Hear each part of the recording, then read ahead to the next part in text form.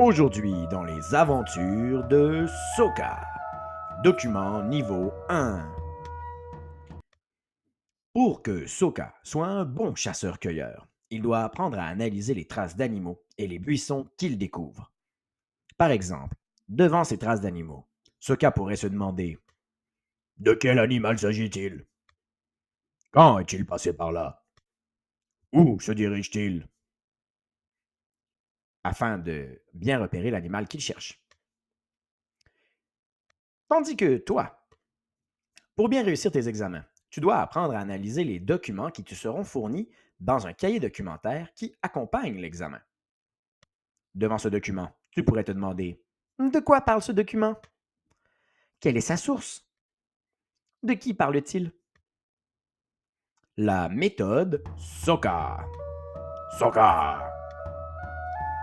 Quand une question d'examen te demande d'utiliser un document, il faut analyser celui-ci pour bien comprendre les faits qui y sont présentés. Pour ce faire, il faut appliquer la méthode Sokka. Sokka. Dans la méthode Sokka, chaque lettre du mot Sokka représente un des éléments à trouver lors de l'analyse d'un document. Le S représente la source du document. Le O, le où, le premier Q, le qui, le deuxième, le quand, le troisième, le quoi, et finalement, le A représente l'aspect de société. Observons chacun de ces éléments un par un pour mieux les comprendre. La source. Normalement, un document présentera une source. Il s'agit d'un petit texte sous le document qui indique la provenance du document. Tu dois déterminer si la source est primaire ou secondaire afin de bien comprendre le document. Une source primaire.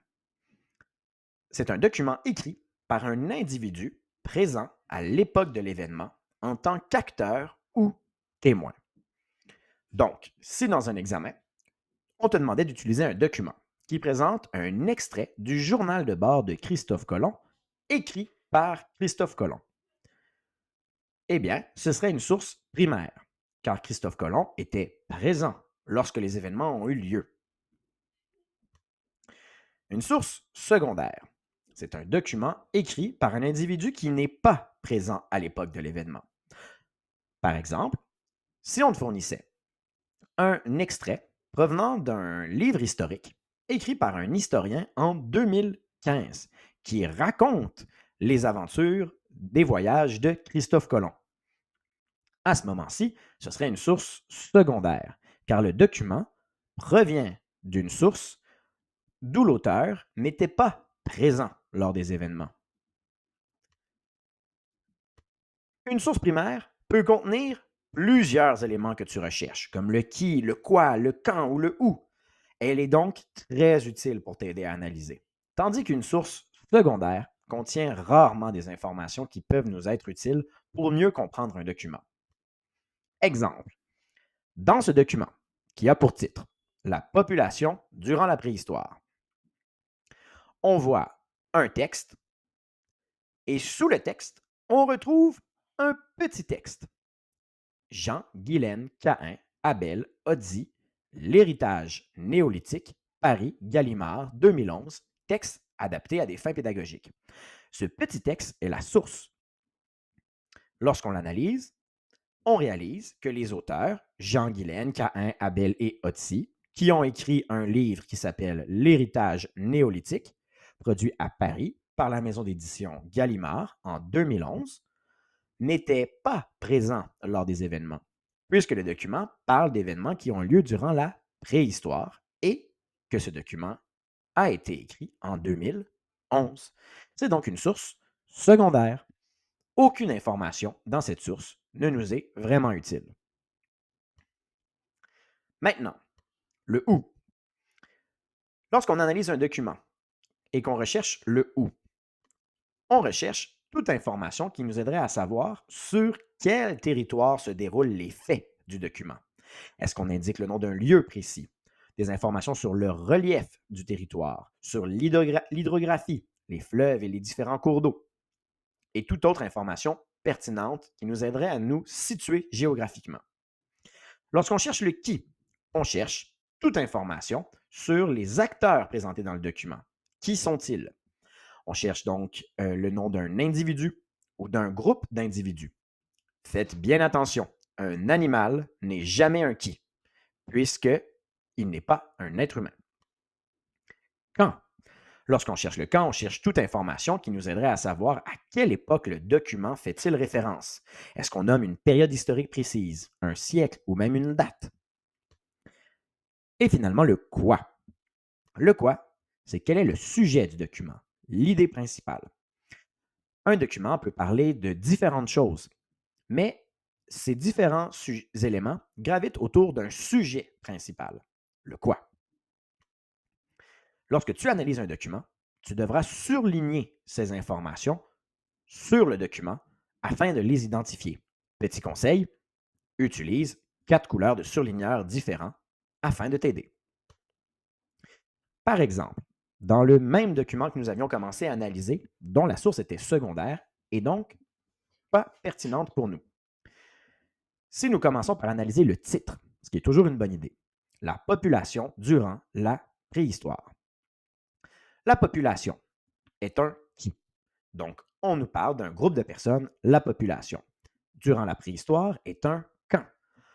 On nous informe que c'est durant la préhistoire dont vont se dérouler les événements du document. Si on regarde le texte du document, on nous dit, selon des estimations raisonnables, pour l'instant, on ne nous donne aucune information précise, la population mondiale, vers la fin des temps paléolithiques, aux alentours de moins 10 000, se situerait entre 3 et 5 millions d'habitants. La population est un qui, mondial, un où, puisque c'est la population partout sur la planète. Vers la fin des temps paléolithiques, aux alentours de moins 10 000, est un quand, puisqu'on nous indique quand précisément ont lieu les informations, et se situerait entre 3 et 5 millions d'habitants, est une information pour mieux comprendre le quoi. On nous parle de la quantité de personnes. La deuxième phrase, vers moins 5 000, on estime à 20 millions d'habitants le nombre d'hommes et de femmes sur la planète. Vers moins 5 000 est un quand.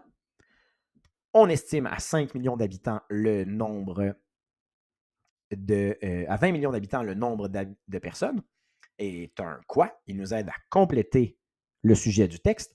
On nous parle de l'augmentation de la population de 5 à 20 millions de personnes entre moins 10 000 et moins 5 000. C'est le sujet du document. D'hommes et de femmes est un qui sur la planète est un où. Cette analyse nous aide à vraiment mieux comprendre de quoi parlait cet extrait de texte. Attention, un document ne comporte pas toujours toutes les informations, le où, le qui, le quand, le quoi.